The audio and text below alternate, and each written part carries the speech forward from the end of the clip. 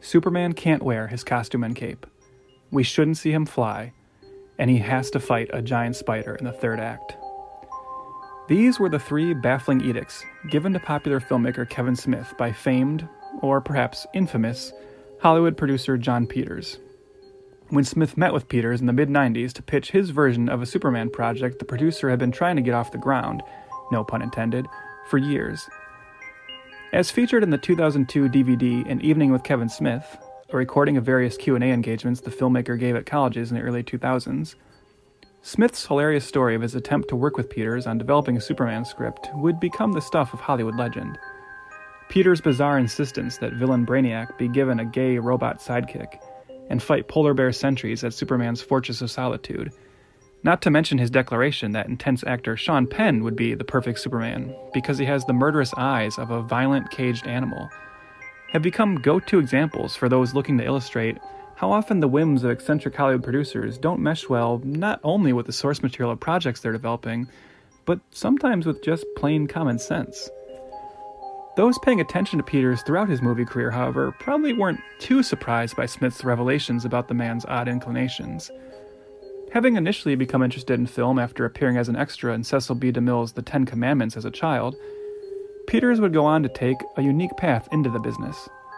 First involved in his family's hairdressing business on Rodeo Drive, Peters would become Barbra Streisand's personal hairdresser and eventually romantic partner, utilizing the relationship to get a producer credit on both her 1974 Butterfly album and, more importantly, her hit 1976 cinematic remake of A Star is Born. Although the actual extent of Peters' involvement with the movie has long been a source of debate, its success still opened Hollywood's doors to Peters in a big way. Throughout the 80s, he would produce a number of giant hits and cult favorites, including Caddyshack, An American Werewolf in London, Clue, The Legend of Billie Jean, The Color Purple, Rain Man, and, perhaps most significantly, Tim Burton's two Batman films. Teamed with another Hollywood power player, Peter Guber, Peters would even head Columbia Pictures from 1989 to 91, though today, that tenure is mostly remembered for the fact that in those 3 years, Guber and Peters helped drive the studio $3 billion into debt. At least partly, according to some reports, because they were billing the studio for services supplied by Heidi Fleiss's infamous Hollywood escort service. Whether because he needed a rebound after the disastrous Columbia experience, or perhaps because he just desperately wanted to again experience the kind of success he'd had with Batman, Peters purchased the cinematic rights for Superman away from Warner Brothers in the early 90s, and would spend years developing various attempts to reboot the franchise. Besides his well-documented run-ins with Kevin Smith, Peters' legendary attempts would eventually be best remembered for the notorious, it never happened, but you'd be surprised how close it came, Superman Lives project, which would have seen Tim Burton directing a long-haired Nicolas Cage in a glowing Superman costume, in what almost certainly would have been one of the weirdest comic book adaptations ever. That project fizzled out, and Peters' Superman dreams were finally realized with 2006's Superman Returns, the divisive Bryan Singer film that, at best, could only be considered to have done okay, both critically and financially. By this time, Peters' controversial persona and accumulating failures were becoming more and more well-known, and an allegation of sexual harassment in 2011 was essentially the final nail in the coffin. Hollywood no longer wanted in the Jon Peters business.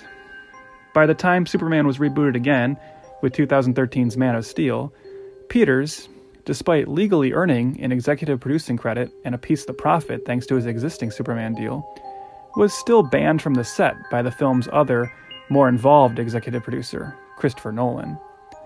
Peters' sole producing credit since then was on the 2018 version of A Star is Born, though Bradley Cooper insists this is only because Peters has legal control of the name, and said Peters was never on set or involved with the production in any way.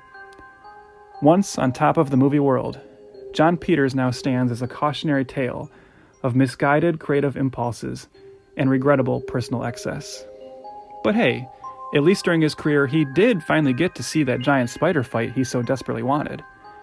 Oddly enough, though, it was not in one of his Superman films, but instead, as hilariously noted in the punchline of Smith's story about Jon Peters, the producer finally realized his arachnid action desires in an arguably equally out-of-place property, a big-budget Western blockbuster.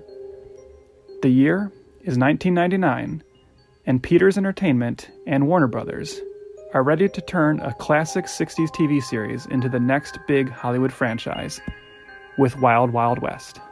10, 9,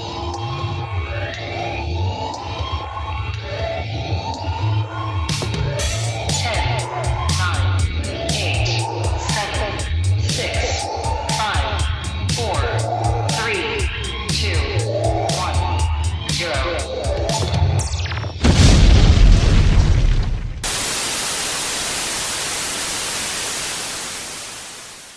All right, welcome back to Failure to Franchise, the podcast devoted to some of Hollywood's most infamous mistakes, missteps, and misfires. This is Trev. And I'm Chris, the master of the mechanical stuff. Are you ready for a wicky-wicky-wild episode? The wildest of episodes. This is a big one. This is we're dealing with a particularly infamous movie today. Yes. It's we've dealt with, obviously, I was about to say we've dealt with failures before. Yeah, no shit. But this is definitely one of those ones that I think always comes up in conversation when people talk about this kind of movie, like the kind of stuff we were, that motivated this entire show in the first place. This is definitely, one of the preeminent examples of that, I would say. Would you agree? Absolutely. Like, I know we started this whole show with John Carter. That felt like one of the biggest bombs of all time, but I think this one even predates that. And this isn't even like financially. It's not like this is one of the biggest bombs of all time by any means. It's just it's just a regular failure financially, but for reasons we'll talk about soon, it's just kind of very infamous and poorly remembered. Yeah. Well, I was just gonna get the numbers out of the way first. Yeah, we can say what it is. I mean, people obviously already know. They've seen the episode title. Why are we dancing around this? It is 1999's Wild Wild West. Yes, directed by Barry Sonnenfeld. The budget of this movie is $170 million. Domestically, it made $114 million. Worldwide, $222 million. So, by, like we always say, budgets, you got to double at least, and this didn't even come close.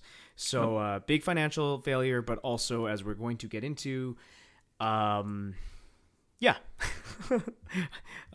a kind of a stain on some careers. Yeah. And we should. And speaking of careers, we should mention some other names involved because this is a film that has a lot of writers, a lot of credited writers, probably more a lot of uncredited writers. But the four screenwriters that end up getting credit on this are S.S. Wilson and Brent Maddock, who people might know as the creative minds behind the Tremors franchise. So I will talk about that eventually. Jeffrey Price and Peter S. Seaman. Anyways. And they're the credit writers. Story by Jim Thomas and John Thomas, which says to me, original writers who kind of lost their connection to the film along the way. Yep.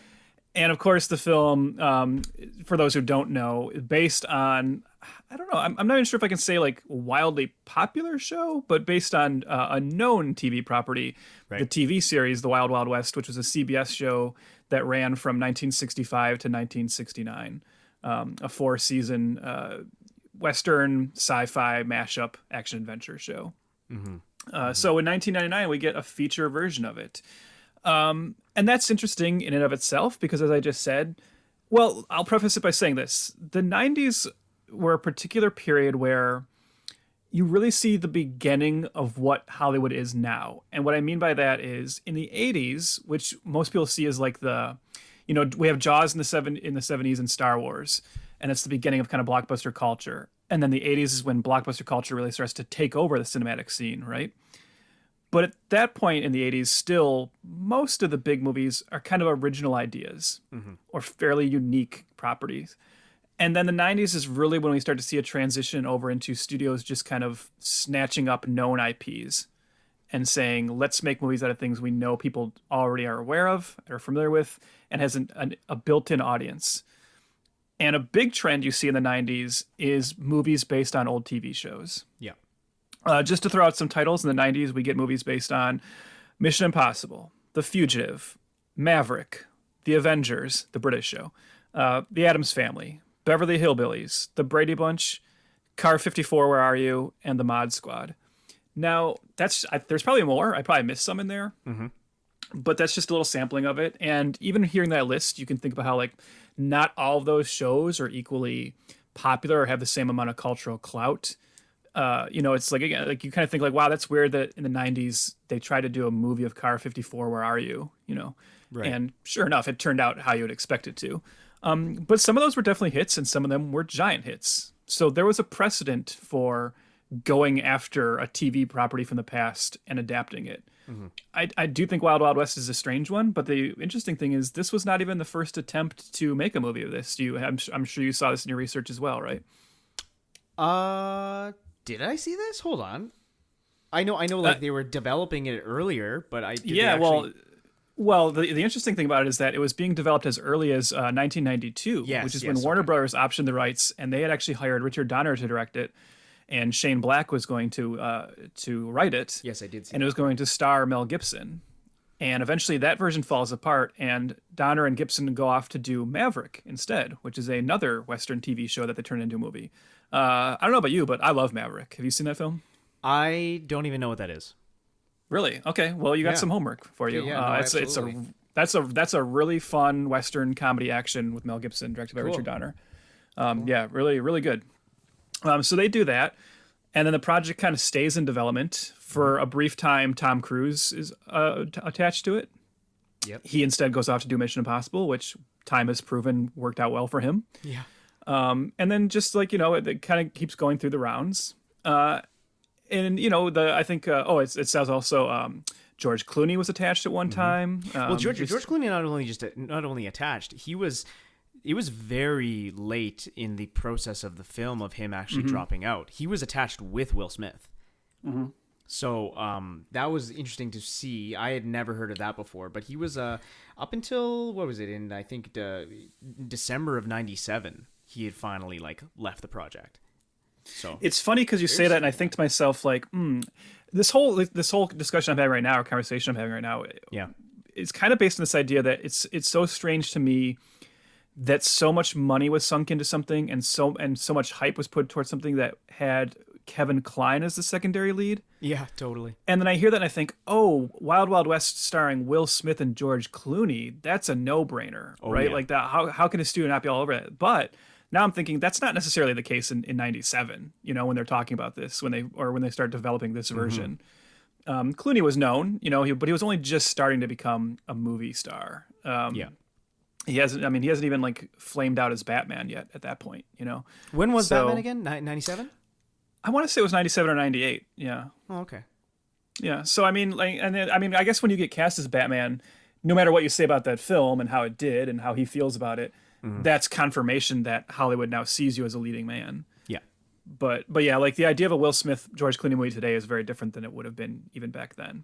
But there's no denying that at this time, Will Smith was maybe the biggest movie star. Oh yeah, he was the biggest movie star at this point. With this movie? So this movie came out in 99. So they're again in 97. There's talk of it, and they're getting it all together. But he was coming off of fucking Bad Boys, Independence Day, and Fresh Prince had just ended. So there you go. It ended on the peak of popularity, I think too. I think it went out with quite a bang.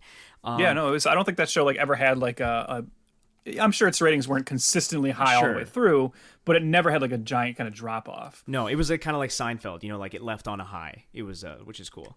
And then also, which I want to talk a little bit about, especially, this is coming out right after Men in Black. And Men in Black is, I think Men in Black is a blockbuster masterpiece.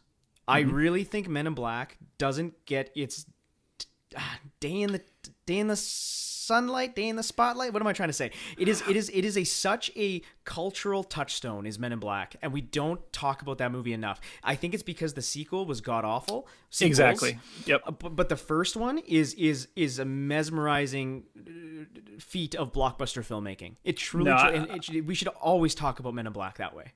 I'm with you on that. I think Men in Black is one of the best blockbusters of the 90s by far. And I think you just nailed it. I was waiting. You said it before I could, but that's a movie where you think about if it had never had any sequels, it would be so beloved and remembered today. And it's just the franchising that film kind of just, it's Ghostbusters all over again, right? Because totally.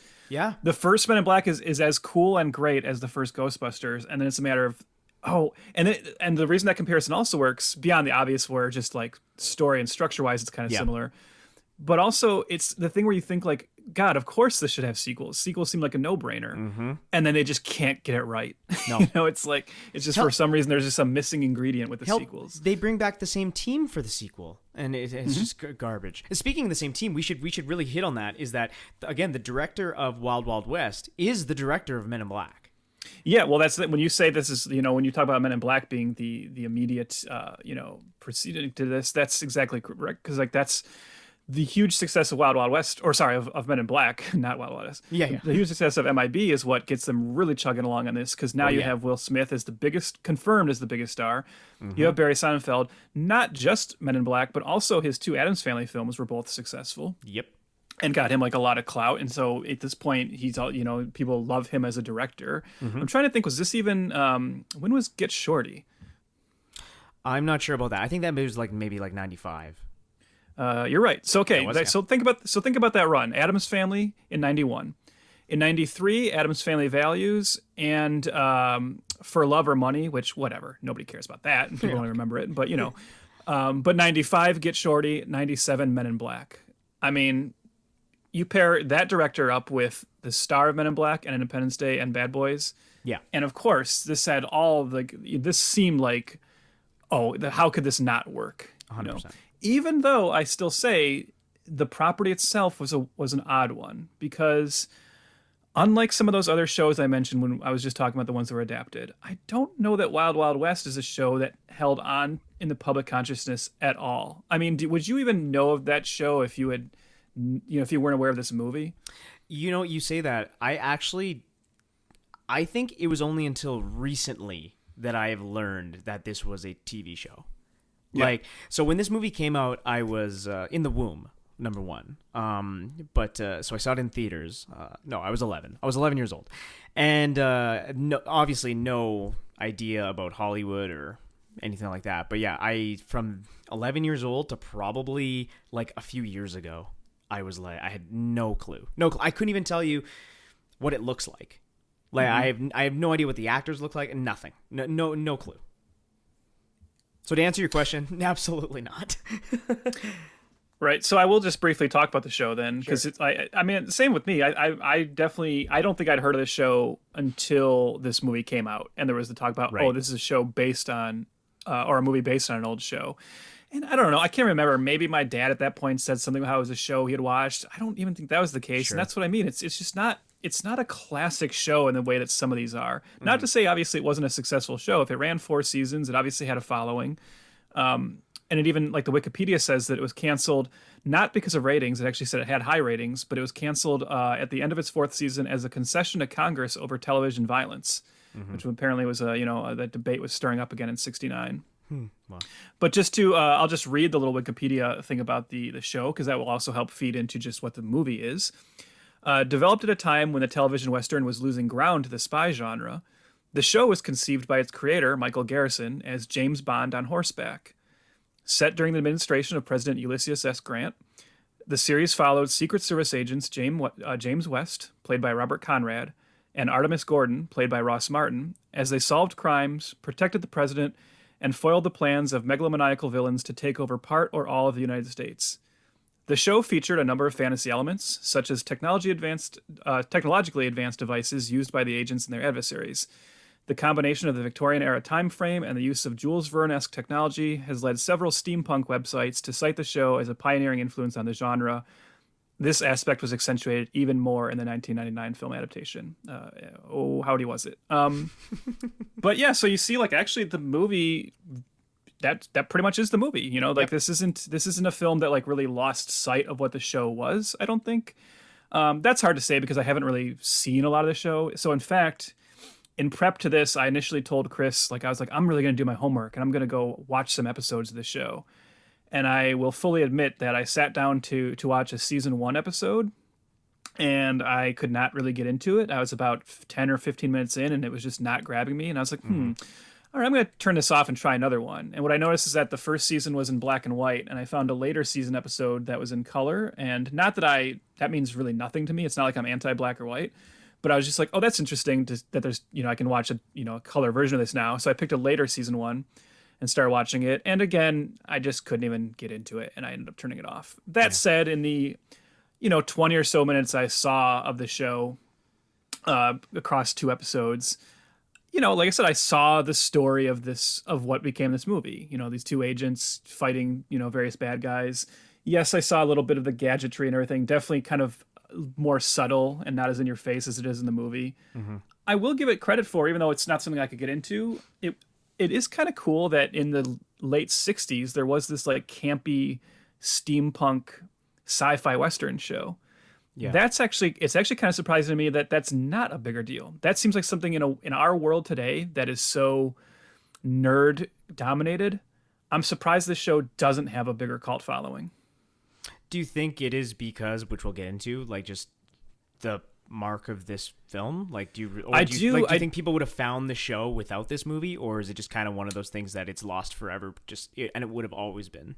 Well, I think you're absolutely right that the movie doesn't help any now, because if the movie had been a huge success, what you would have instantly seen, especially 99, you would have seen like the complete series released on DVD. Totally. A big kind of resurgence of it. And instead, the show kind of left as like you said, it kind of left a black eye in the franchise. And then there's really no like impetus to go back to it. I feel like maybe now, I don't know, like I said, it's hard to say. I was going to say maybe the show pops up on a streaming service. It probably is on some streaming service somewhere. I don't know. I was just watching it on YouTube, but maybe it could suddenly start to pick up that cult following. But as I said, I'm into really nerdy stuff like this, and I tried 2 episodes and it wasn't doing much for me. So maybe it just is a thing where it was a fun show for the time because there's nothing like it on. Right. But in a world now where we've had a lot of shows like this, it might just not be compelling enough to really catch a modern audience, which is no offense to the show. It's just a matter of, different time periods. Yep, totally. But I think that's ultimately like the strange thing about this film is that I don't know that making a big blockbuster Will Smith movie of this is really targeting the audience who would have cared about a Wild Wild West movie. Because I'm sure anybody who was interested in that property was kind of an older audience who was probably not going to be very attracted to this. Does that ultimately matter? Not necessarily, because as you said, if the younger audience just goes and sees this movie not even knowing it's based on a TV show, that probably shouldn't matter. Mm-hmm. But they were taking a calculated risk no matter what.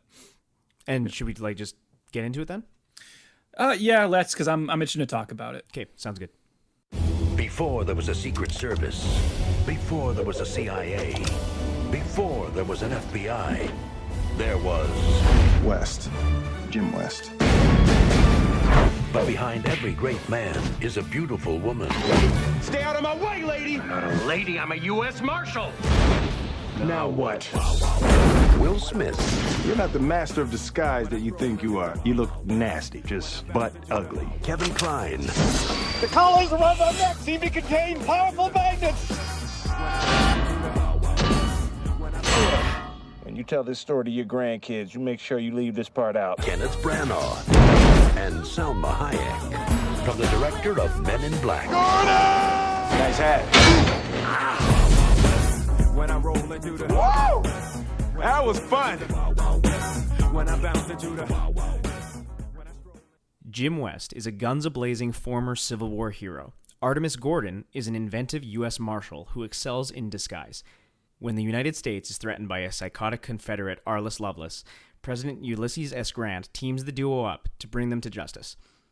To bring him to justice. Don't you dare correct me. Giving you a line reading. I know. When the United States is threatened by a psychotic Confederate madman, Arliss Lovelace, President Ulysses S. Grant teams the duo up to bring him to justice. On a hazard-packed train journey from Washington, D.C. to Utah, West and Gordon must combine their skills to best Lovelace and his diabolical machines. Yep. That is indeed Wild Wild West. Yeah. So let me ask you, actually. You always start asking me what I think. Mm-hmm. I'm gonna let you take a little bit of the reins here. As we've said before, me and Trev are about 60 years difference in age. So, I saw this at a very different time in my life, and Trev was a different person, too. So I'm actually very interested, because, again, all my friends, had seen this at around my age as well. So I need to see, what does Trevor Snyder feel about this movie? It's interesting because this is not a film that I have any like strong past connection to, unlike some of the other ones we've done. Sure. So I will say, and this probably speaks to what we're going to discuss in terms of the movie's performance and just the general reaction to it altogether. Mm-hmm. But you're talking, so this comes out in 99, summer of 99. So I'm 18. I'm definitely a huge fan of Will Smith at this point, as most of America is. Right. At this point, this is still when I thought Independence Day was good. I would later get, a little wiser and realize it's not that good. But I was definitely high on it. I know you're steaming right now, but it's not that good of a movie. I've actually left the conversation completely. But as you said, I loved Men in Black. I loved Bad Boys. I was a Fresh Prince fan. I also was just into DJ Jazzy Jeff and the Fresh Prince. Mm-hmm. I had enjoyed Get Shorty. I'd enjoyed the Addams Family movies, and I was just like blockbuster crazy at this point, because there was a lot of great stuff coming out in the late 90s. Right. And it's telling that I did not see this film in the theater. And I was thinking back and trying to think why that was, and all I can remember is that it was obviously a combination of nothing about the marketing for this film grabbed me. Like I must have already thought, it's hard to remember, but I must have already thought it didn't look that great. Okay. And then this is definitely one where it just seemed like as soon as it came out, the word was out, Mm-hmm. This was pretty immediate, where the word on the street was, this is garbage. So it took me a bit to see it, and I honestly don't think I saw this until cable. Probably it's like an initial cable airing, and I didn't like it. I agreed with everybody. I thought it was pretty bad, and I've had no desire to revisit it. And so for a little behind the scenes peek on this, Chris was one that, we were always going to cover this, mm-hmm. but Chris was one that was definitely pushing for us to get to it sooner than later, because and we'll see if this is still the case, but Chris was telling me he was this would potentially be a little bit more of a heated debate episode because he was prepared to defend this. So that got me kind of curious, because Chris and I have ended up agreeing on this more than I think we initially thought. And just in general, recently, Chris and I have been rewatching a lot of like 90s films with some other friends, and our tastes have seemed fairly similar.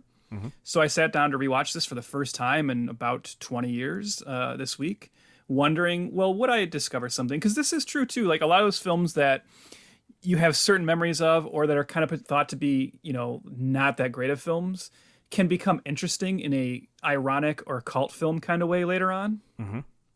And so I sat down thinking, maybe this is one of those. Maybe this will be kind of like goofy fun at least.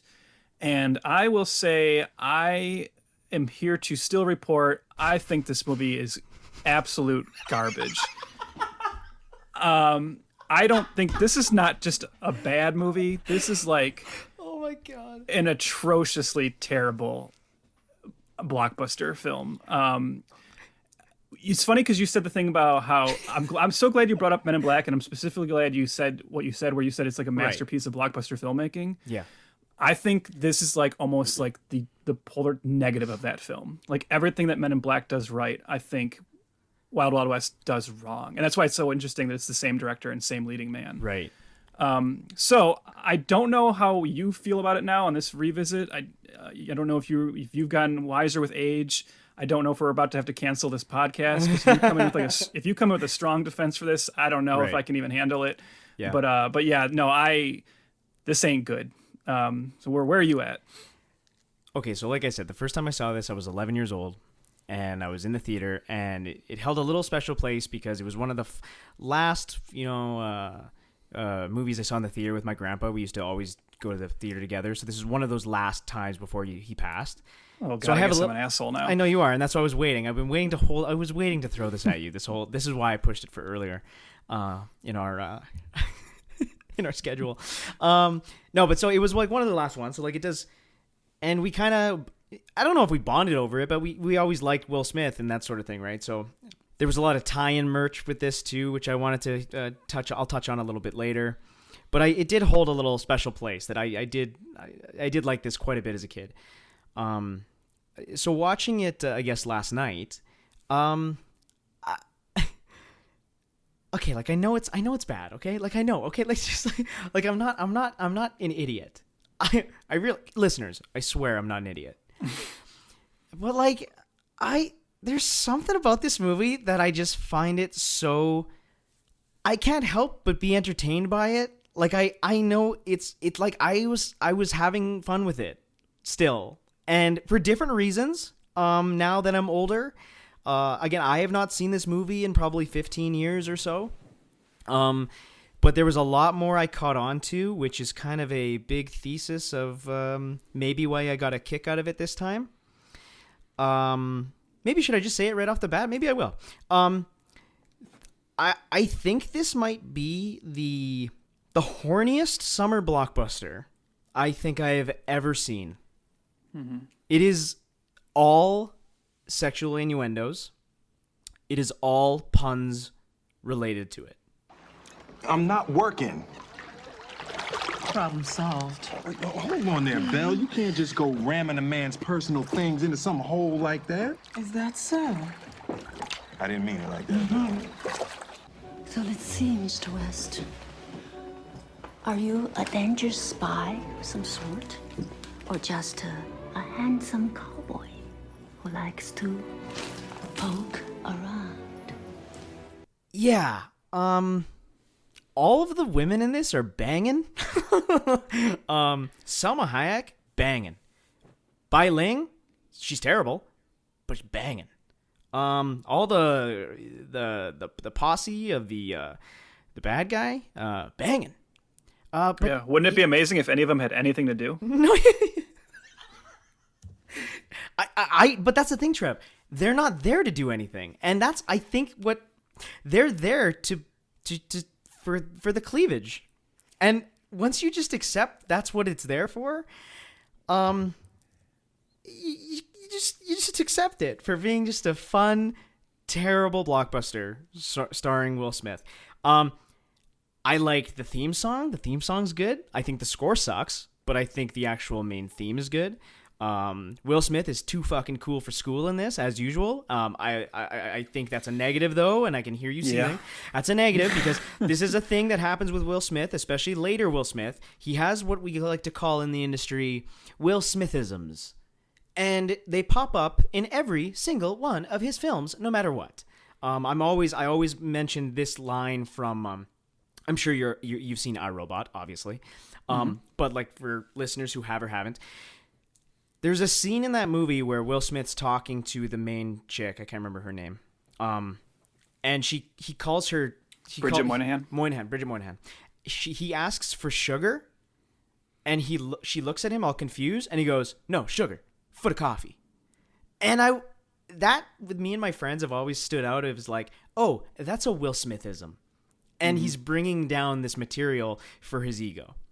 I love Will Smith, though. I really do. I love Will Smith. And he's, like we've said before, Tom Cruise is the last movie star. Before Tom Cruise, it was Will Smith. Will Smith, I don't think is a movie star anymore. I really don't. His movies have proven that they don't come out for him. But Will Smith was, before Tom, the last movie star. Well, it's interesting because I was actually talking with someone the other night about this because I was telling them about how I watched Wild Wild West. Mm-hmm. And that got into a discussion about Will Smith. Yeah. And the Tom Cruise comparison came up because I think Will Smith is an example of someone who, yes, like it was just as big of a movie star at a time and is not a movie star anymore because he tried too hard to hold on to that formula. Yes. So one of my favorite podcasts is Comedy Bang Bang, which is a completely improvised comedic podcast, obviously, where comedians come on and play different characters. And there was an episode where they had a character who was the person who worked for Will Smith's like crew, who basically was his job to take any script and turn it into a Will Smith movie. Yes. Which meant just like filling it with like one-liners that only Will Smith can deliver. And the thing about that character is it's kind of based on truth. There's been some discussion about how this is something Will Smith has done throughout his entire career. He's been very calculated in how he either finds or develops projects that specifically fit a particular image he has of his career. Yes. And I'm gonna talk more about Will Smith because I have certain things to say about this. Sure. But I think so. This film was his first failure. Mm-hmm. This was like the first like, oh man, he's not he's not invulnerable box office wise or success wise. And I think it's kind of appropriate because this is the first time where you really see the drawback to that approach he has. Because as you said, and you did acknowledge you're at least a little aware of it. His personality is not the right match for this property, or even like necessarily the tone of this film, and it's a detriment to the film because he's playing it way too modern. Yeah. He's playing it way too cool, modern day Will Smith, and it's just not working.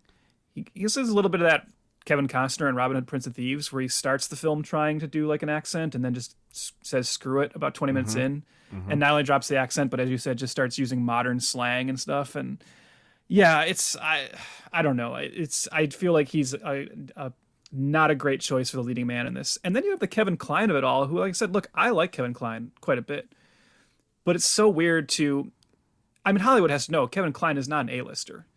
I don't care how, he's starred in a lot of beloved films, including a much better 90s film where he impersonates the president, Dave. He's definitely got his big moments, but he's not the kind of person you give a secondary lead role to in a big summer blockbuster, I don't think. But you don't think they're good together? No, I don't. I think they have no chemistry.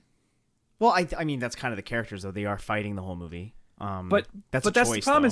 But that's the problem. So okay, so this follows and also like Kevin Kline is like, he's got like the most like soothing voice ever. Like I'm just like, I like listening to Kevin Kline. Like I would listen to him like read like. I wonder if that's why I fell encyclopedia. asleep watching this movie. Don't you dare! You did not fall asleep. I did. I was gonna save that for later, but I'm not lying. This is. I mean, legit. also, well, first of all, you probably watched it right after you ate at 4:00 p.m. and you fucking fell asleep. So you know what? That's not on me. That's on you. This is the first one we've done. Too many carbs that you were just believe like, me, oh. And believe me, this was a nightmare for me because I fell asleep during the last like 20 minutes. Woke up and like the climax had already happened, and they were doing like their little wrap up, and I was like, oh my god, I got to go back. Like it was not pleasant for anybody. Yeah. So this film is a buddy comedy ostensibly, right? Mm-hmm, yeah. But the problem is what you just said about how they have no chemistry and how they're supposed to not get along. Sure, right. And I get that that's like a typical buddy comedy trope. Mm-hmm. The issue with this film, which is just sloppy in every regard, I believe, is that unlike good buddy comedies, I don't think the moment ever happens in the film where they actually start to like each other. It's just missing. Like suddenly they just decide that they're partners. You never get like that great moment where there's like you can see like a real connection formed. I feel like at the end of this movie, these guys are exactly the same as they were at the beginning. They still don't seem to like each other, which means I'm not invested in them. I don't want to watch any more adventures with them. There's nothing about them where I'm like, oh, I'm glad these two guys are buddies now. They're not. They're just still these kind of like, antagonist guys that work together, and they're not fun to watch together because isn't that a lot like life though? Like you work with your coworkers, and I'm not watching a steampunk western for real life. Yeah, but you're also not watching a steampunk western for like some fucking Citizen Kane level fucking plot. Know what I'm saying? No, but I am watching a steampunk western for fun characters that I want to watch, and I'm not getting. You don't think Jim West is any fun at all? Not really, no. I think he's like all of the worst attributes of a Will Smith character. You don't think he's just so cool? Like, didn't you just want to... Like, okay, so he shows up these... I don't know if you knew, but Chris, I'm just going to tell you, Chris, before you say whatever you say, I'm just going to give you a little heads up here. Okay. Will Smith is not going to be your friend. No matter what you say about him, no matter how much you talk about how cool he is, he don't care about you. He's not going to call you after this episode and say, hey, Chris, I heard the Wild Wild West episode of Favorite Franchise. Do you want to hang out? Do you want to come on my $40 million mega bus that I bring to movie sets that has a recording studio in it? Okay, first of all, you don't know that, number one. And number two, have you seen him lately? He's been crying a lot online. Maybe he needs a buddy, okay? And I will be that buddy. Jada can go fuck herself. I will be that buddy for him. I will be that man he deserves. All right.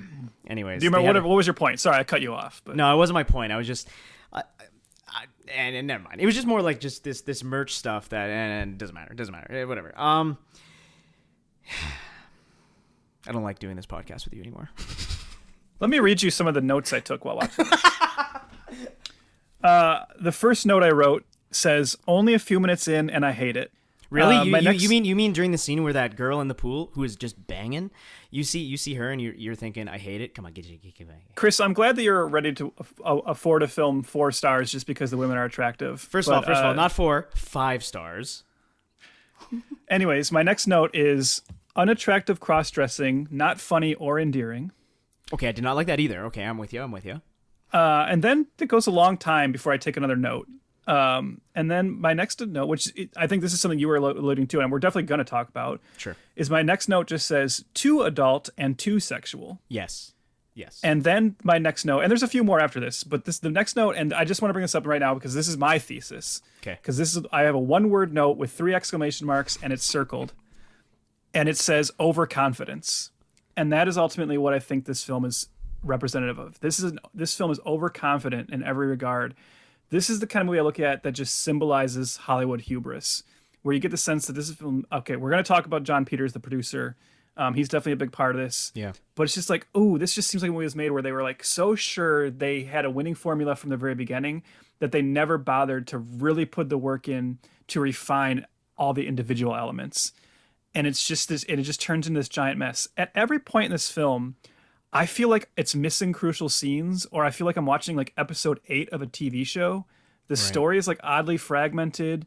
It just kind of haphazardly jumps from sequence to sequence. Yeah, it definitely does that. I noticed that especially in the very beginning with when Will falls from this water tower, and then he's like he's about to fight these guys, and then it cuts away to introduce. I think it introduces Kevin Kline at that point.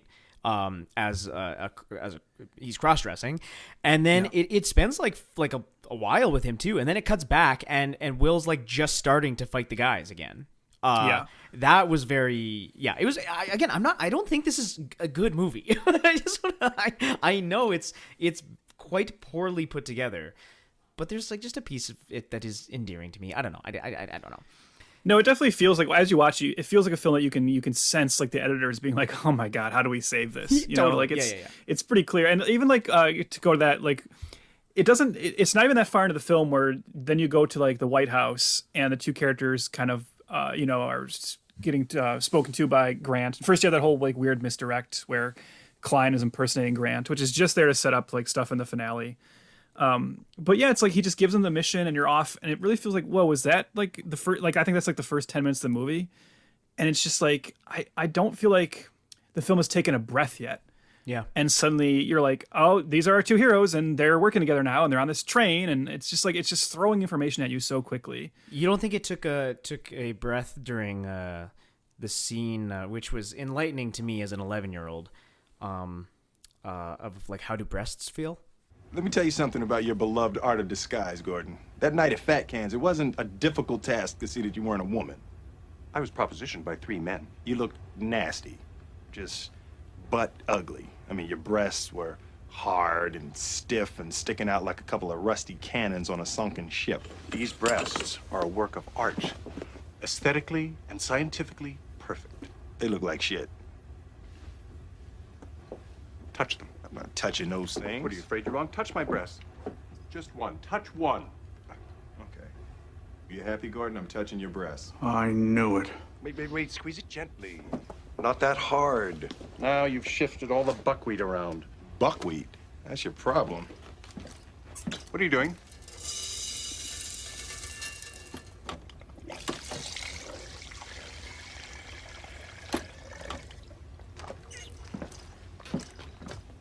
Now touch my breast. Ooh. Huh? Now that's what a breast is supposed to feel like. Very nice. Now touch yourself. Oh my God, I'm hard. Dude, do you want to get into this stuff now? Because I think this is a movie that we don't have to go scene by scene by scene by scene by scene. I don't think we need to do that. I really don't. I think we just so for the listeners, we're going to be very. By the way, that's also what the screenwriter said. Got him. Thank you. I will give you that. That was a good one. But yes, let's just for the listeners, we are going to bounce around quite a bit on this. I'm sure you either saw this movie or whatnot, but it really, like, spoilers. Who gives a fuck? I don't care. Obviously, I mean, if right, we don't care. I'm telling people not to watch it, so yeah, I don't care. Okay, all right, fair enough. Okay, but anyways, okay, what is with the horniness of this movie, dude? Because you're not alone in this observation. A couple of years back, or maybe last, I don't remember, but like, the Honest Trailers series online. Okay. They did this film and they had the same observation about really? How okay. How this movie is just nothing but like sexual jokes. It's crazy. And to the point where I'm no prude. I obviously don't mind sexual jokes. I also love like inappropriate jokes. I find it, but this is a movie where it feels very out of place because I feel like this movie is trying to be kind of not a kid's movie, but certainly a family-friendly blockbuster to some degree. Yeah. And then it's putting in all this not only weird sexual stuff, but also really ugly racist stuff used as a punchline quite often too. Hold on. Also, like there's an exchange between Will Smith and our main character, our main villain. Main villain. How nice of you to join us tonight and add color to these monochromatic proceedings. Well, when a fella comes back from the dead, I find that an occasion to stand up, be counted. Miss East informs me that you were expecting to see General McGrath here. Well, I knew him years ago, but I haven't seen him in a coon's age. Well, I can see where it'd be difficult for a man of your stature to keep in touch with even half the people you know. Well, perhaps the lovely Miss East will keep you from being a slave to your disappointment. Well, you know beautiful women, they encourage you one minute and cut the legs out from under you the next. Right. Excuse me, Mr. West? Yeah. I know.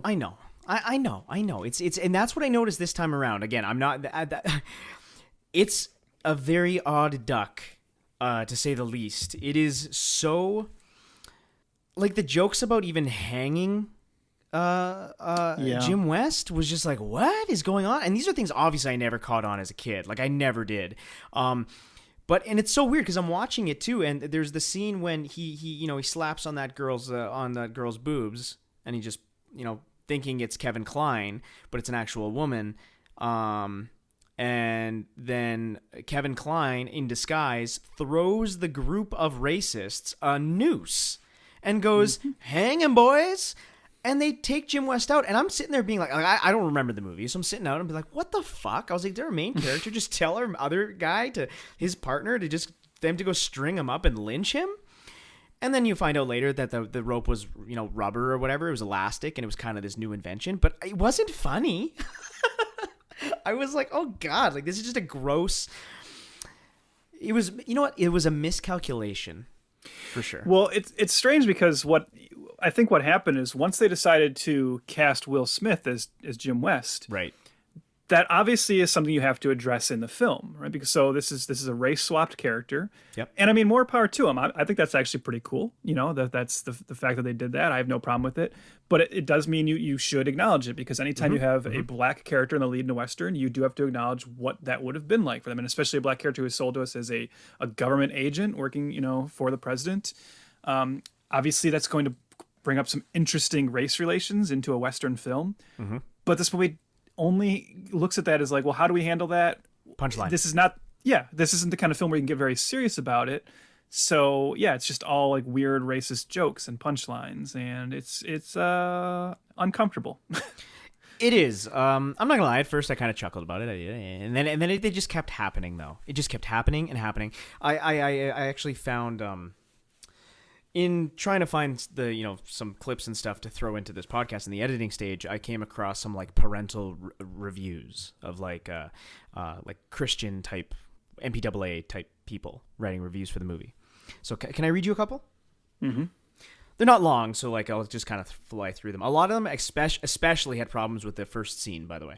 The first scene has two naked people in a tub kissing. Why doesn't it have a higher warning on the sex for that? How was that missed in the description? Wouldn't even continue letting my kids watch. 2 out of 5 stars.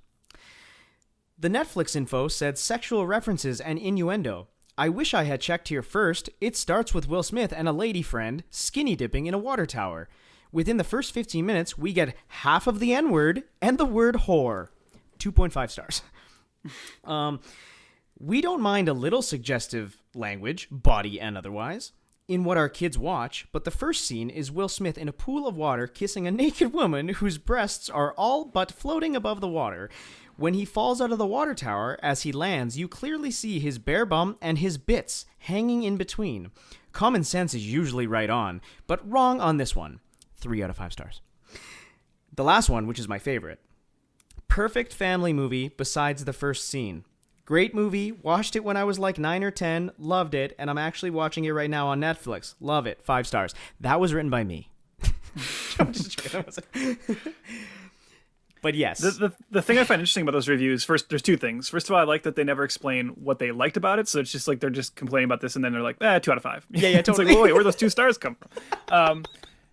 But I also think it's just strange that everyone's focusing only on that first scene because it's not like it stops there. I mean, it just keeps going. And then later we get Beiling's bare ass. We get Salma Hayek's bare ass.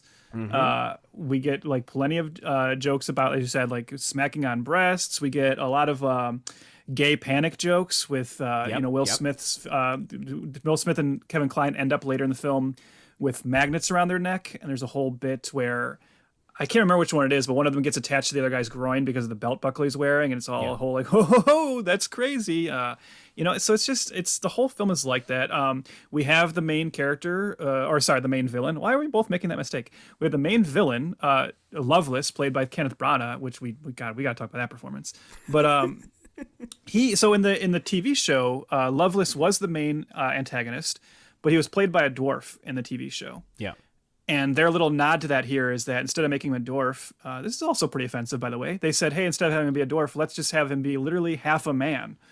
So he has no bottom half of his body, and instead he's in this like kind of mechanized wheelchair and later mechanized spider legs. And he's extremely sexually frustrated. Yes, and he talks about how he's going to sexually assault our main female character. And when the hero character is just like, well, you can't do that. You don't have a penis, Yeah. He does a whole thing about how he's like, well, I'm not quoting this verbatim, but he's basically like, whoa, you don't think a genius like me can make a mechano dick or whatever? And then it's just stuff like that. And it's like, what am I watching? What is happening? Yeah. It's bad. I get it. It's bad. And this goes back to what I said, and I know you were being like a little tongue in cheek with your response. At least I hope so. But of course I am. Of course I am. The thing with playing the whole film in that too is that I really do feel bad for the women in this film. Yeah. Because they are only there as eye candy. And there's no better example of that than Salma Hayek, who I love Salma Hayek. You think about how badass Salma Hayek is in movies like Desperado and Everly and just like the amazing performances we've seen from her and stuff Frida. And she is the female lead in this. I can't remember the last time I saw as useless of a character as this. I couldn't believe it. Like I had no memory of that she literally does nothing in this film. She just stands there. She's pure eye candy. Yep. They talk about her, especially this one scene. Okay, so you know what? I'm just gonna drop the clip. Rita, that outfit is most becoming. I hope it's lovely. Cozy and I hope it's not too breezy back there. But if there's anything at all, I'm right here. Oh, aren't you boys nice? Well, sweet dreams.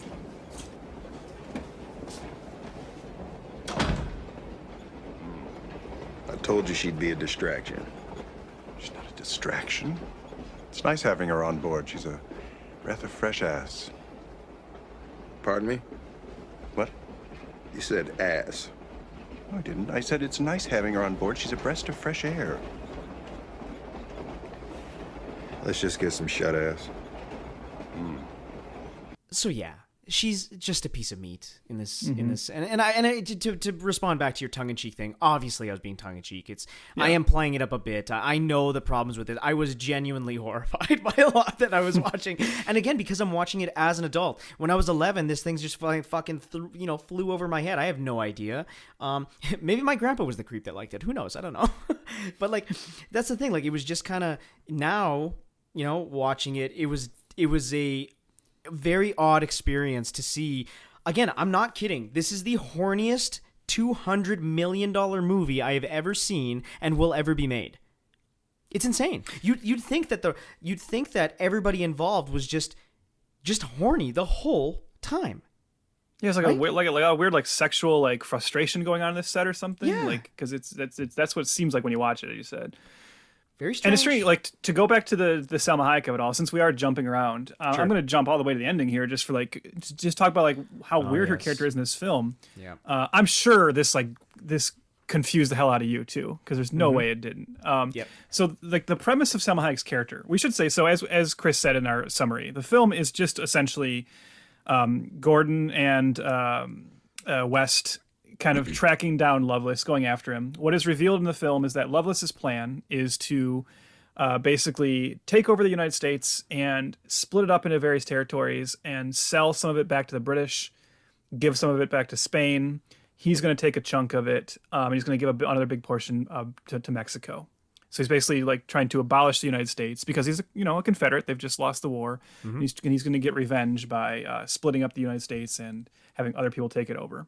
And he's been kind of capturing different scientists to help him build all these various mechanical, steampunk creations. That's part of his evil plan. And he's like, once he like runs out of use for them, he just kills them off. And Selma Hayek is introduced to us as a character whose father is one of the scientists, and she is trying to find him. So she's like gone undercover in his operation to try and find him, and then she ends up getting kind of rescued by Gordon West and becomes like their, I was going to say partner, but again, as we said, she does nothing. So that's kind of a nice way of putting it. But the whole film is essentially then, as we said, she's treated like a piece of meat where both of the guys have a crush on her and are both kind of like vying for her attention and constantly bickering about which one she likes more. And then eventually they do save the scientist that we come to know as her father. And then there's this really strange scene at the end where after, they've defeated the villain, spoiler, and they're kind of saying their goodbyes. She comes up and tells them she's going back to her home. Jim, Artie, my heroes. Rita, look at you. You're a vision. There's a right fine dress you got on there. I just wanted to thank you for everything that you've done for me before I went back home to Texas. Texas? Why are you going back to Texas? What do you mean? I was thinking maybe you'd come back to Washington with me. Or better yet, come back to Washington with me. I'm afraid I haven't been completely honest with you. Professor Escobar is not my father. He's my husband. You could have told us that from the beginning, Rita. Yes. What is the point of that? Like, why did the film bother to tell us it was her father just to reveal it's her husband? Like, it's just so weird because it doesn't change anything. I mean, that's, I think, maybe the reason why, because it doesn't change anything. She doesn't have to pick with who. But why did she lie about it? They even have Will Smith say... Trev, she's using her feminine wiles to make sure these two men fight over her to save her from the evil man. I guess, but the weird thing is the film doesn't really play it that way, right? It's just bad. No, it is bad, but that's my I guess read of it is she's manipulating these two guys to saving her, even though she doesn't need to. That's, I think, the problem there is she doesn't need to show off her ass and pretend that she's gonna fuck one of them so that they can save her. It's definitely it's just down from the start, I know we played the clip, but I really wish our audience could watch that clip with us as we listen to it to see the look on the faces of Klein and Smith after she reveals that information. Yeah. You've never seen two actors who care less about a scene in that moment because they just don't even bother. They're just like, huh. Like, and it's like they don't care anymore. Like they're just detached from the material at this point. Yeah. Yeah, and I'd say that's true of everyone. I think the one person in this film who's having a good time is Kenneth Branagh. Definitely. That's not to say he's good. No. And but he's a cartoon character. He's playing a cartoon character, yes. Yeah. And he's kind of going for it. Kenneth Branagh has one of the wildest careers to me. You agree with that, right? Yeah. Oh, absolutely. Yeah. Because, people tend to think, when people think of Kenneth Branagh, I think the immediate thought is we all think of him as like this very prestigious, actor, director, screenwriter. He trained at the Royal Academy of Dramatic Art. He's kind of known for his Shakespeare adaptations. And then every once in a while, he gets a bug up his butt to do something like Wild Wild West or to like direct and stars the main villain in a Jack Ryan movie. Yeah. He directed Thor. It's just, I think that's like a cool side of him, that he's not too big for this kind of stuff. And this definitely feels like him getting to cut loose. I wish it was in a better movie, and I wish his character had better stuff to do so that I could get into this performance, because I want to like him in this because he's having fun. See, and that's kind of like I liked him a little bit more in this movie, knowing, like, I just was like, yeah, he's playing a cartoon character, so I just and appreciating that he gives it his all. I know you haven't seen Tenet for pandemic reasons and personal reasons, but I did see it here in Canada, and I'm very odd about that movie. I don't really want to get into it, but Kenneth Branagh plays the villain, and he plays a pretty intense, scary Bond villain, and he's awesome in it. And I love, like, I wrote in my notes, I love Kenneth Branagh. He's always giving it his all every single time, every time. Yeah. And I can appreciate that. I think because I'm a fan of the actor. Maybe that's what it is. No, it's true, and I think to me, Kenneth Branagh is an interesting one simply because I think I don't know. I'm going to say something which this might just be more indicative of like the circle of friends I hang out with and like my own kind of social bubble. Yeah. But I feel like the senior center. But I feel like Kenneth Branagh doesn't get talked about in conversations along with actors like Daniel Day-Lewis and those kind of like those. Totally. Yep. But I feel like he, like you just said, I feel like he is one of those because he's always good. And any kind of movie you throw him into, he acclimates to it. Yeah. He can do that Shakespeare stuff and just like destroy it. And then he can also, play like crazy characters in Harry Potter or in, or be like Poirot in Murder on the Orient Express and just go totally over the top. And he's great at that too. Mm-hmm. I like him. I think part of the problem is he's kind of known as being somewhat pretentious, and there's been some discussion of that. But how pretentious could he ultimately be if he's still willing to have some fun, Yep. And there's no better scene, I think, in the movie for him to cut loose, or at least, I don't know. Can we talk about the weirdest scene in the movie? I mean, I honestly don't know what you're talking about because there's a lot of competition here, but. Okay. Well, let's just say it's near the end. You might have been sleeping, but it was, the belly dancing scene. The belly dancing scene. I have notes written down about the belly dancing scene. So first, can I first? Yeah. Can I? Do you want to explain the belly dancing scene to our? Yeah. Okay. Sure. So Loveless, aka Kenneth Branagh, has now captured our main characters, sans Will Smith, and he's telling his evil plan, and he's doing the whole villain speech that he's taken over this, like what Trev had explained about piecing out America, yada yada. Well, earlier in the movie, of course, that Kevin Kline is a master of disguise, and especially with cross-dressing. And earlier in the movie, Jim West is like, I'm never doing that because, gay panic. And I'm not going to dress up as a woman. Well, anyways, remember, Loveless is extremely sexually frustrated because he has no penis. Okay?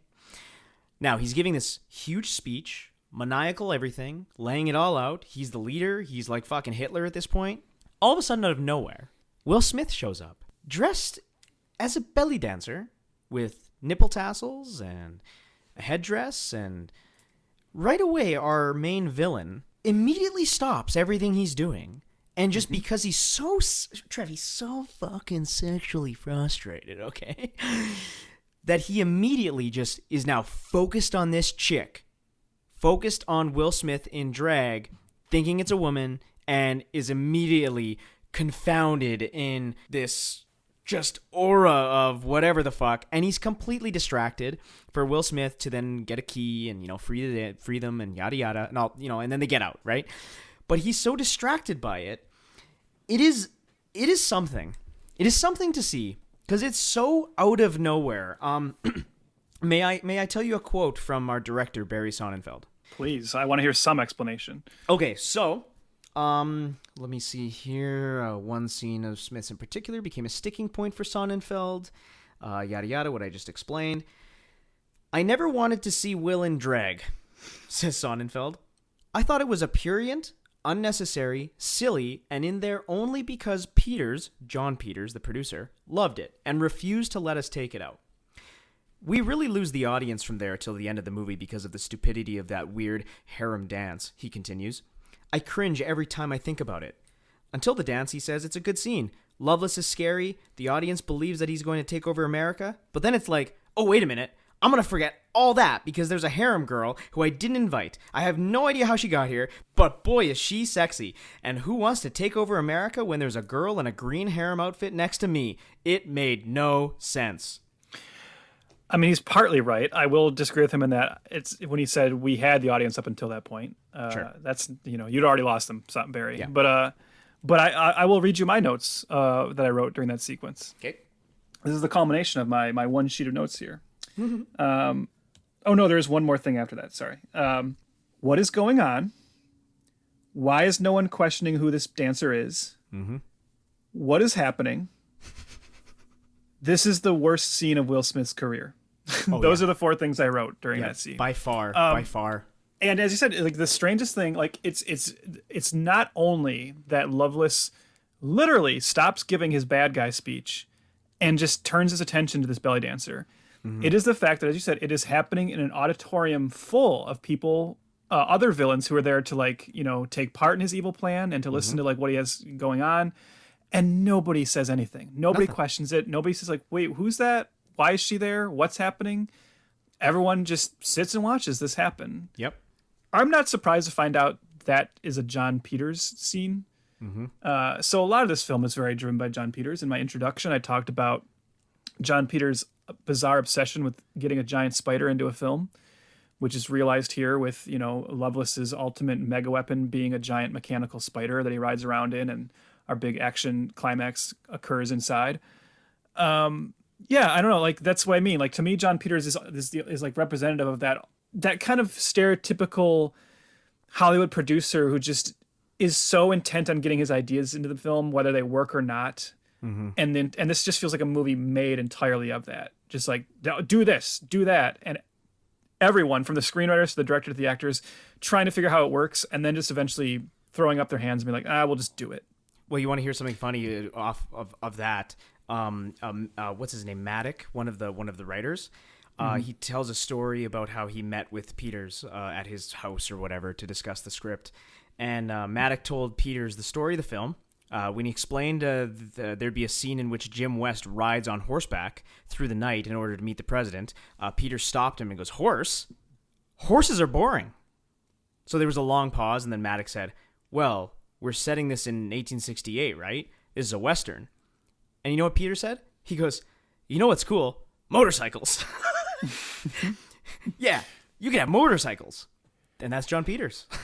Yeah. I mean, not to revisit, what I talked about at the beginning, but, when he was developing a Superman movie, he told Kevin Smith, the writer, Kevin Smith asked him, "Who do you see as Superman?" And John Peters' response was, "I think we should get Sean Penn.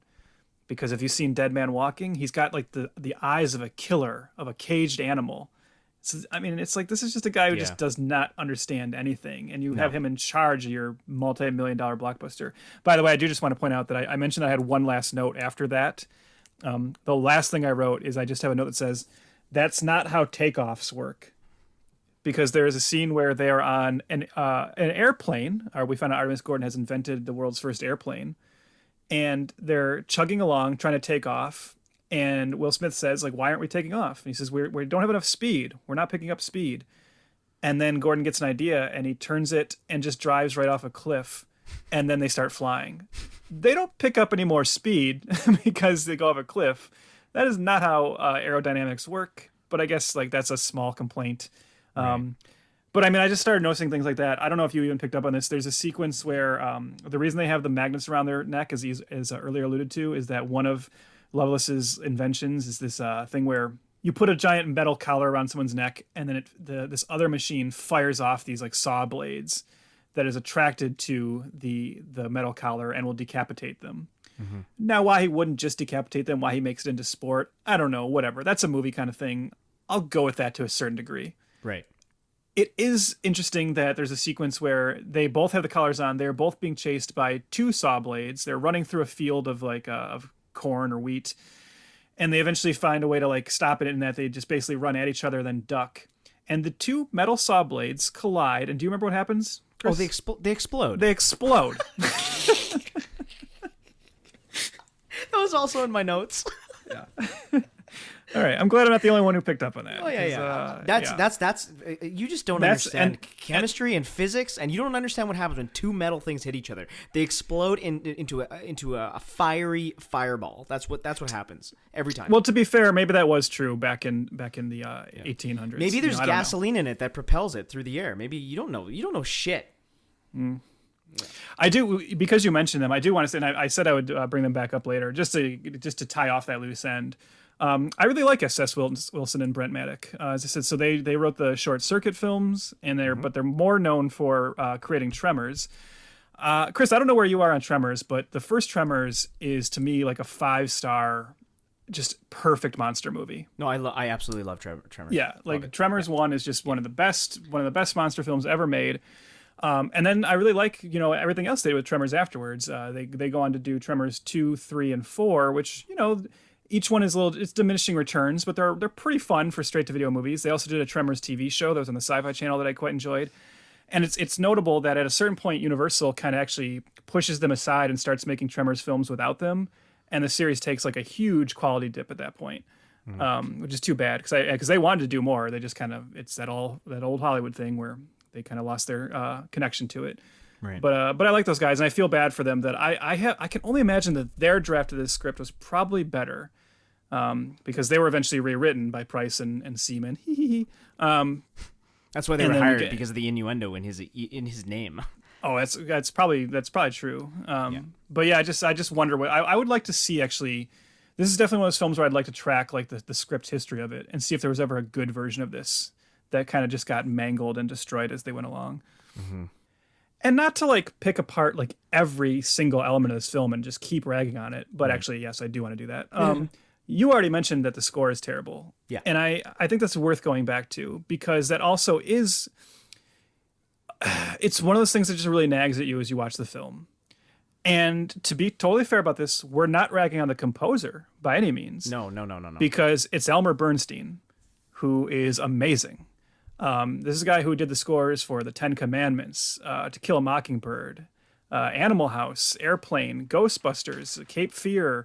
He is one of the all-time greats in terms of composing. Right. The score he creates for this, which I think he's trying to capture that like 60s campy TV feel, doesn't vibe at all with the film. It's pretty distracting throughout the film. And so I'm with you in that, as score whores, patented. I couldn't. I kept feeling myself drawn out of the film whenever the music took over, and it was just like, oof, this is not good. And again, I do like that little main theme, the little motif that it has, but the score in general overall is just quite poor, quite poor. Now that leads me into something. Trev, you know that you knew I was a slam poet, right? I've heard whispers and rumors about it. Yes. Okay. So you've never attended one of my shows? No. Okay. I mean, we're only kind of friends, so. Fair enough. We fucking not even. Co-hosts, come on. Well, not after today. I wrote you a little something. This will be your first show.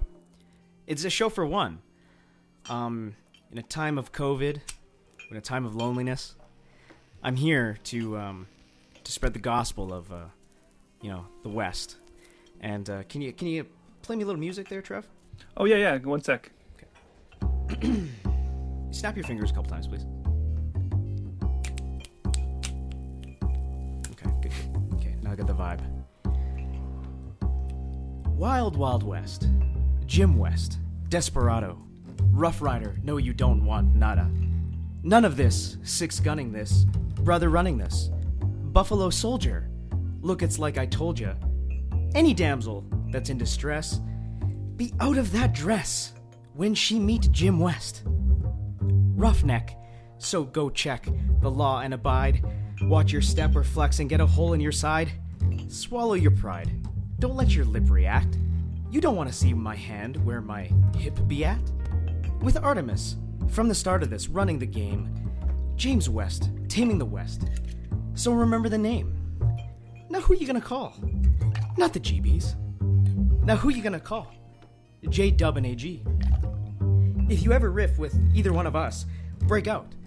before you get bum rushed at the Wild Wild West. When I roll into the Wild Wild West. When I stroll into the Wild Wild West. And when I bounce into the Wild Wild West. Cisco. Now. Once upon a time in the West, madman lost his damn mind in the West. Love less, kidnap a dime, nothing less.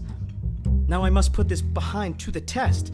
Then through the shadows in the saddle, ready for battle, bring all your boys in. Here comes the poison. Behind my back, all the riffin' you did, front and center. Now, where your lip at, kid? Looking at me, who that is? I mean, brother, bad for your health. Looking damn good, though, if I could say it myself. Told me Loveless is a madman, but I don't fear that. He got mad weapons too, ain't trying to hear that. Trying to bring down me, the champion? When y'all clowns gone? See that it can't be done? Understand me, son, I'm the slickest they is, I'm the quickest they is. Did I say I'm the slickest they is? So if you barking up the wrong tree, we comin'. Don't be starting nothing. Me and my partner gonna test your chest, Loveless. Can't stand the heat? Then get out of the Wild Wild West. We going straight to the Wild Wild West. Can you feel it? Come on. Keep it moving. To any outlaw trying to draw, thinking you're bad. Any draw on a West Best with a pen and a pad. Don't even think about it, 6-gun weighing a ton, 10 paces and turn 1, 2, 3 just for fun, son. Up till sundown, rolling around, see where the bad guys are to be found and make 'em lay down. The defenders of the West, crushing all pretenders in the West. Don't mess with us, 'cause we're in the Wild Wild West. We're going straight to the Wild Wild West.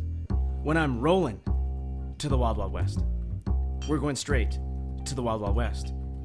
When I'm strolling to the Wild Wild West. You can snap your fingers now.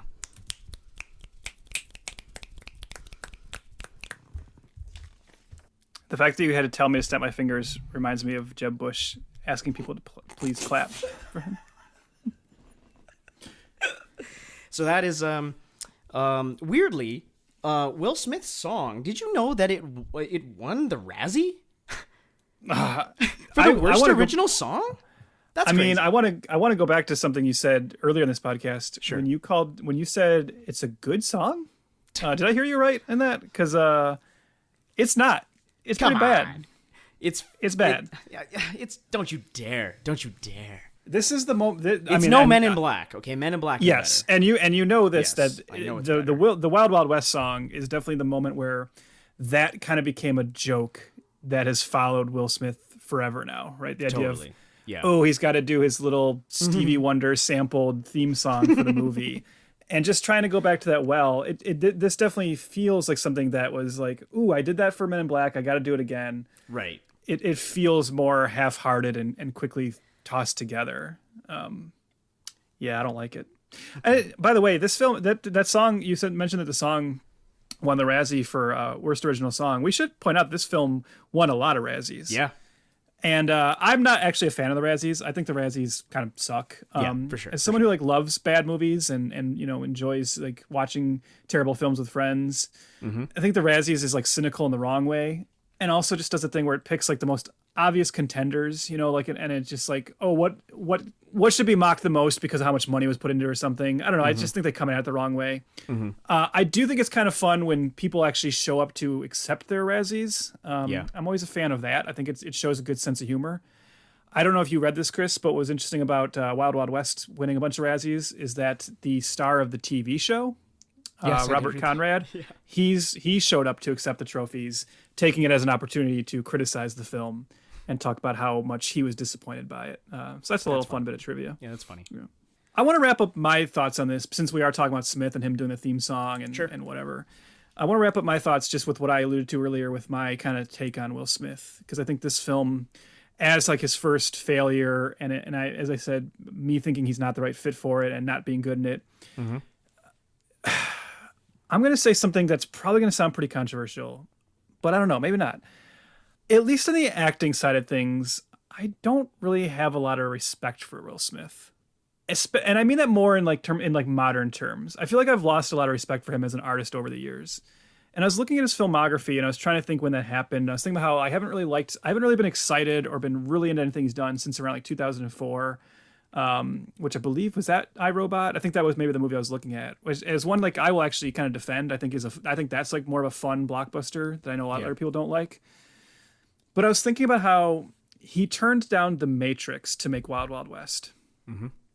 And that's something he's talked about in retrospect, where he said, and he's been pretty honest and open about how he says, I just didn't get the script for The Matrix. And to be fair, I can understand that. I'm sure The Matrix read pretty wild on the page, and nobody really was too aware yet of what the Wachowskis could do. You don't look at a film like Bound and then read the Matrix script and go like, oh yeah, this is a no-brainer, But obviously it's kind of funny that he turned down The Matrix and did Wild Wild West. That's just, it's just one of those haha kind of moments. But then I was thinking about how years later, Quentin Tarantino wrote Django Unchained for Will Smith. Yeah. And Will Smith turned it down because he said he read the script and felt like Django wasn't the main character and was like, no, that's not right for me. And so he turned it down, and it goes to Jamie Foxx, who I believe gets an Oscar nomination for it. Another like critically acclaimed film, is awesome.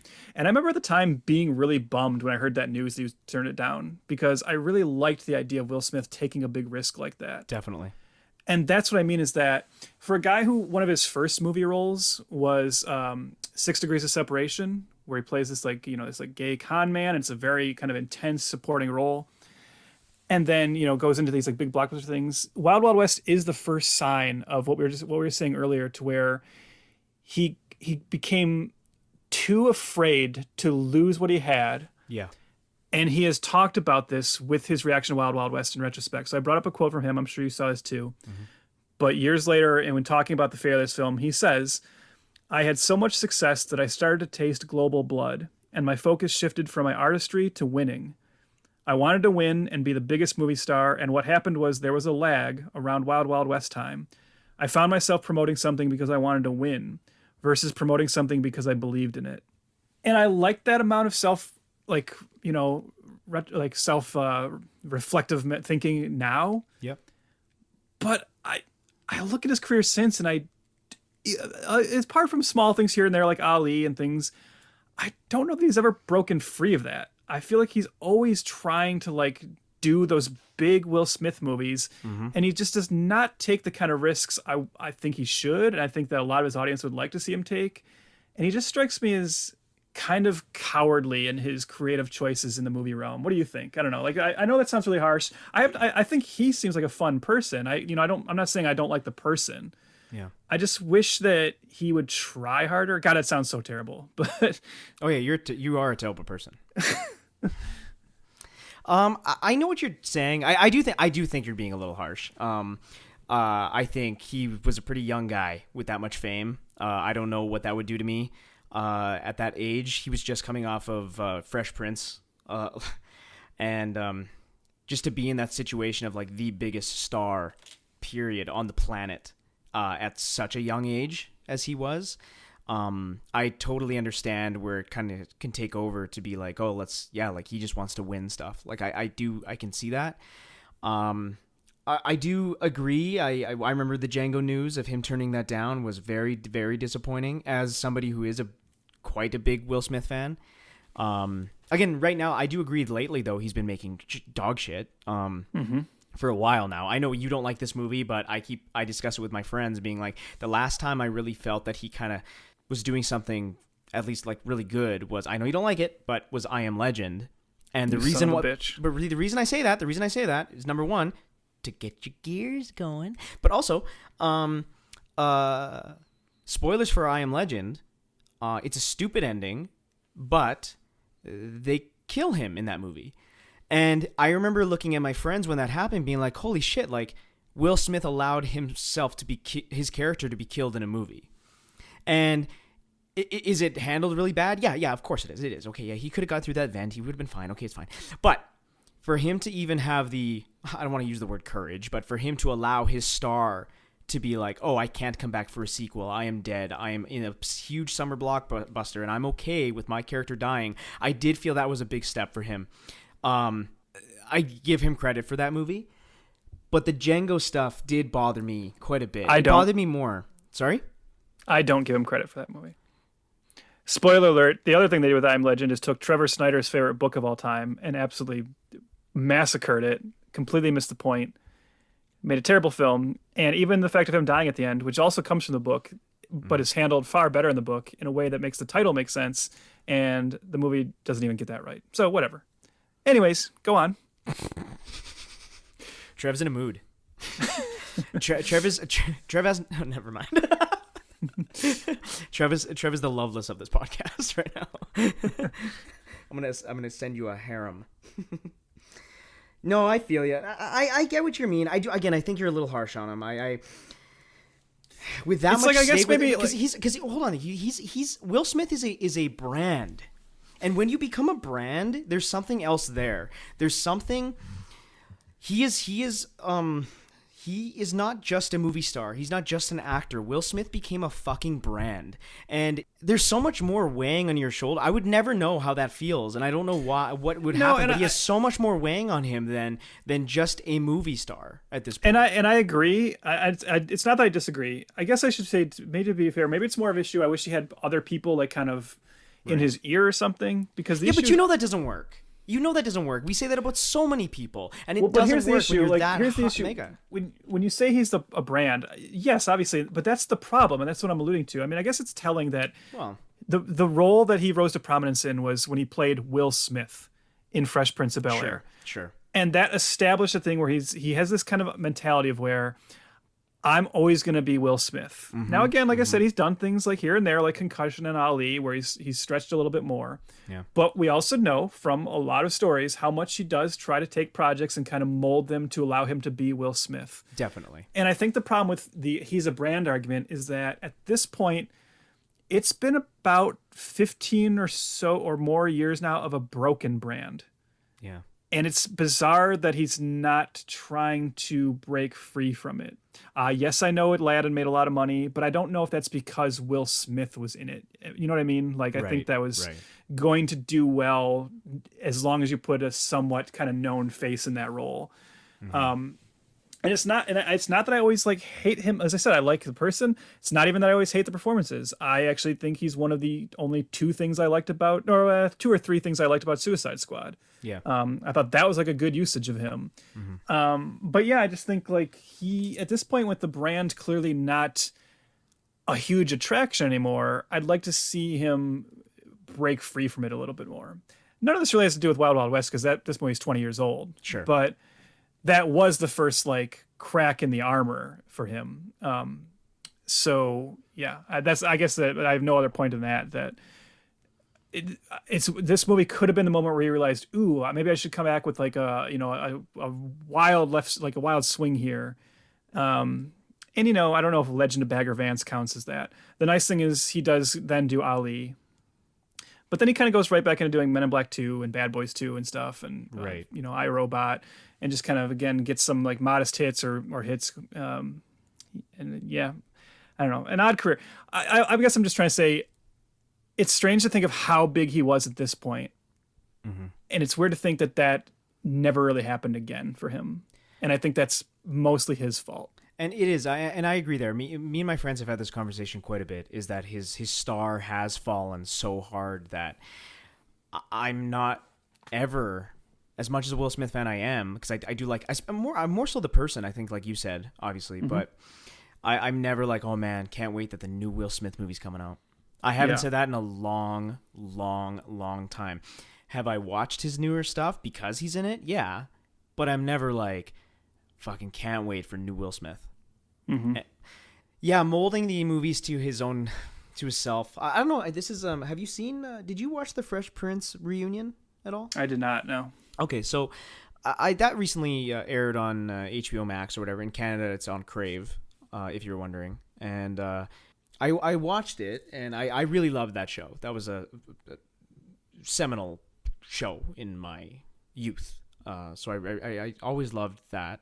But he spends quite a lot of time digging into the whole two Aunt Viv controversy. So if you don't know, Fresh Prince had one Aunt Viv, and then Will Smith basically got her fired and brought in a new Aunt Viv, and Will Smith kind of turned the entire cast and crew against her, and she barely really worked again.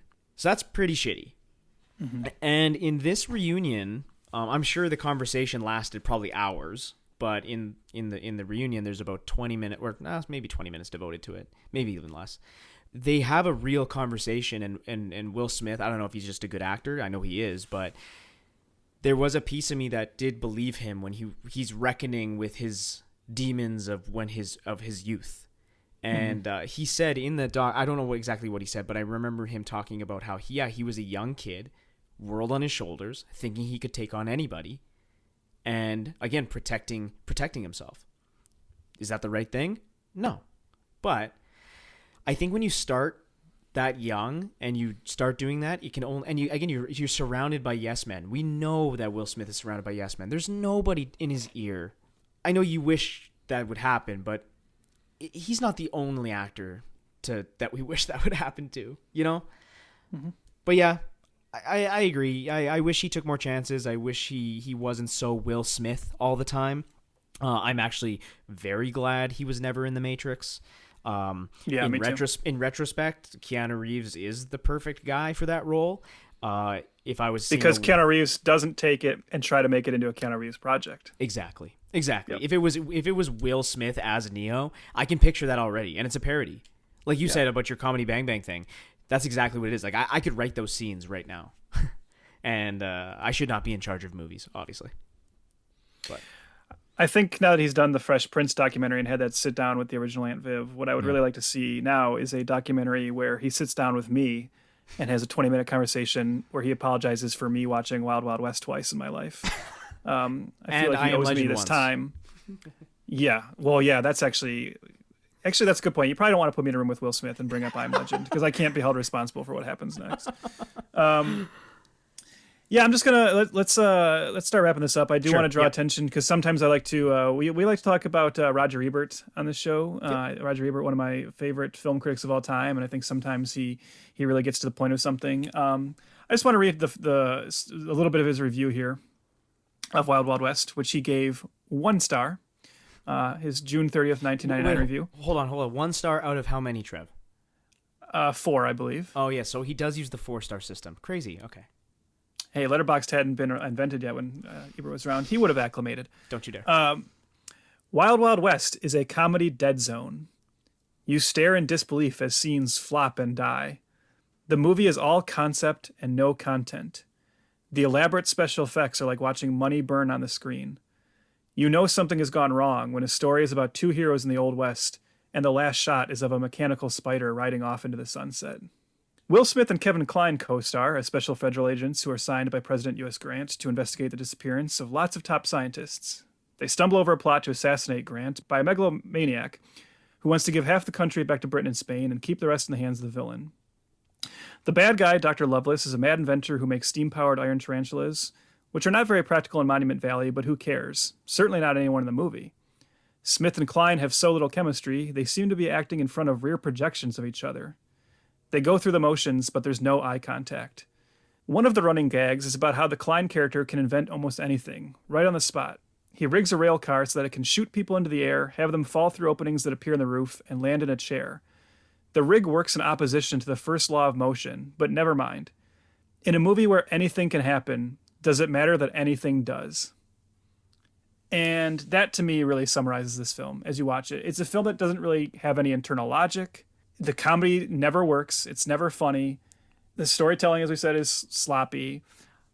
It's just overall like such a mess to me that it really is indicative of, like I said, all the worst attributes of blockbuster filmmaking are kind of present in this film. And the thing is, I watch it, and other than John Peters, who's like an very easy scapegoat for this, and I do think deserves a lot of blame just because he seems like a crazy person. I don't know where ultimately a lot of the blame falls because, as we know, like Kevin Kline, Will Smith, and Barry Sonnenfeld are not untalented people. They all should have known better. And I can only feel like this, I can only assume this is something that really got away from them while they were making it. That certainly seems to be the case when you hear them talk about it since. I know it doesn't seem like anybody is proud of it necessarily.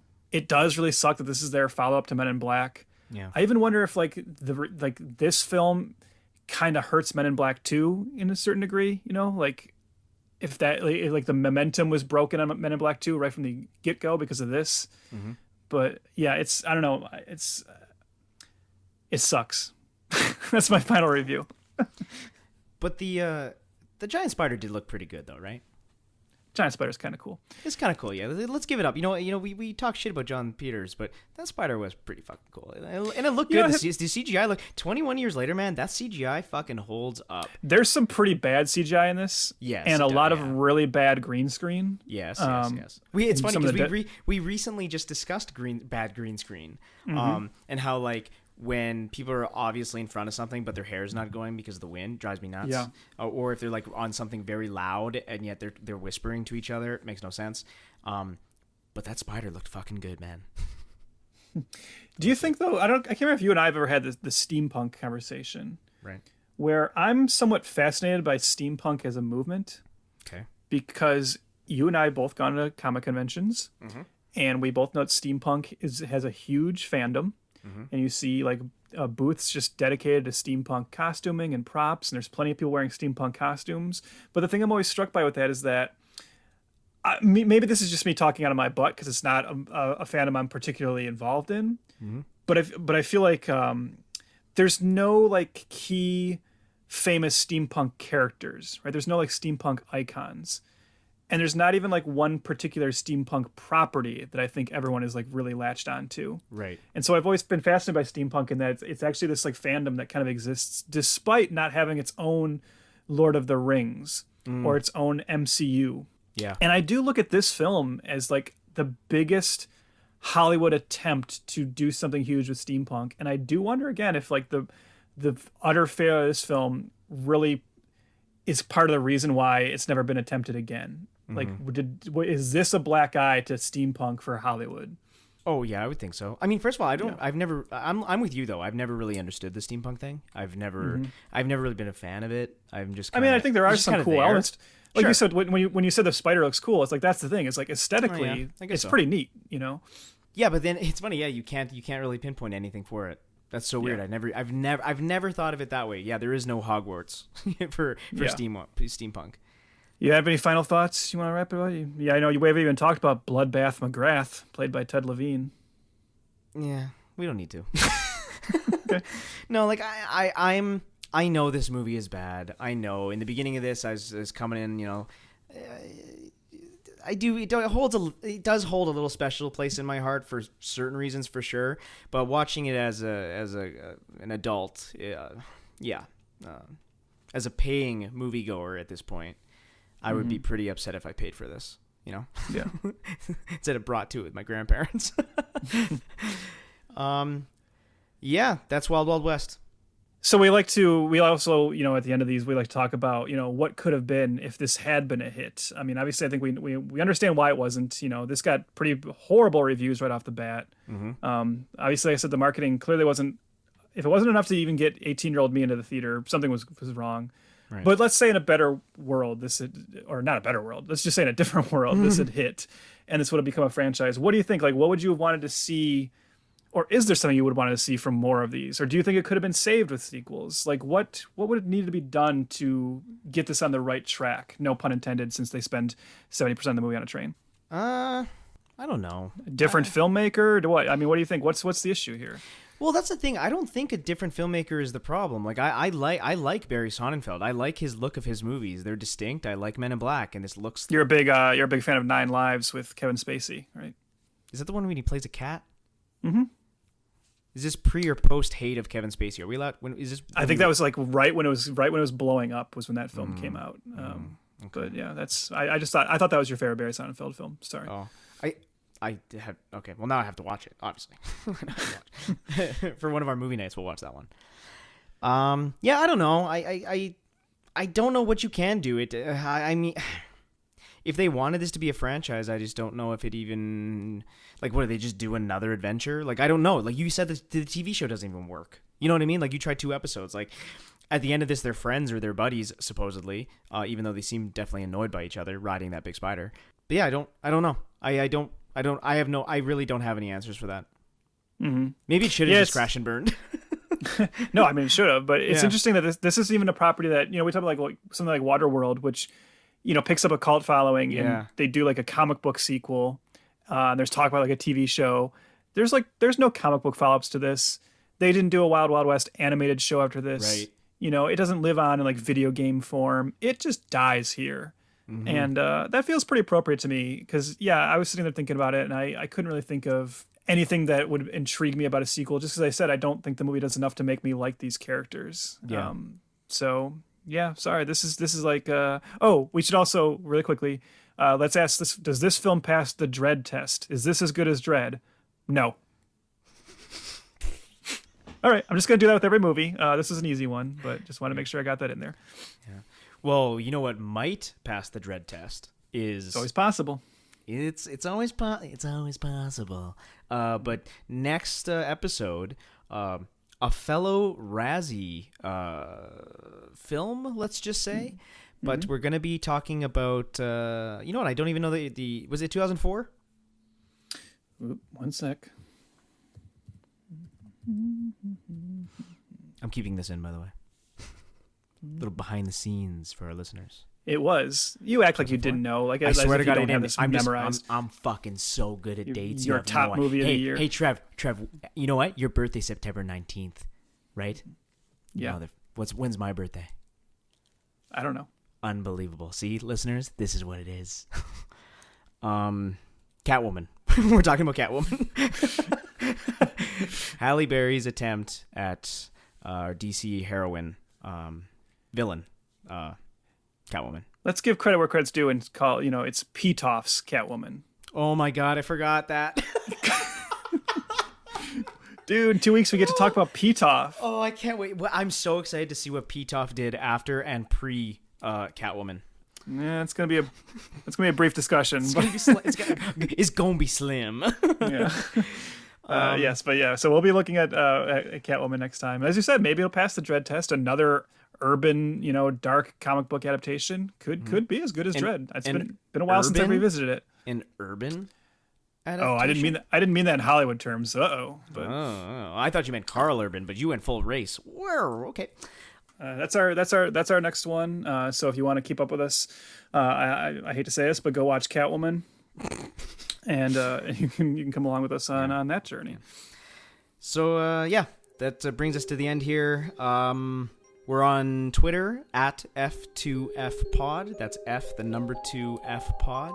Like us there, like us everywhere. Shoot us a review, rate, review, whatever you do.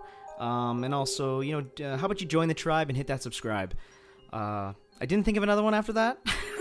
Yeah, that's all right. I think 3 is probably good. I think 3 is enough. Earlier in the episode, I was like trying to remember what I have to say at the end because my banner fell off my wall, so I can't remember anymore. And I'm old now. But well, just imagine if, think of it this way. Just imagine if after Bad Boys, Independence Day, and Men in Black, someone had come up to Will Smith and said, Will, 3 is enough. We would have been saved a lot of misery. Thanks for listening. See you next time.